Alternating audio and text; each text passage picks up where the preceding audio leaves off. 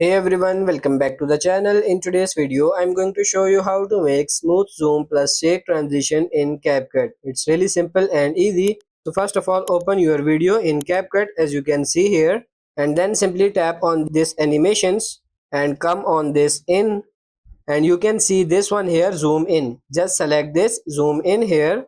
After that, tap on this combo and select this one here, zoom 1. Now just repeat this process for all of your clips and then select this check mark. Now tap on this effects and simply tap on this video effect.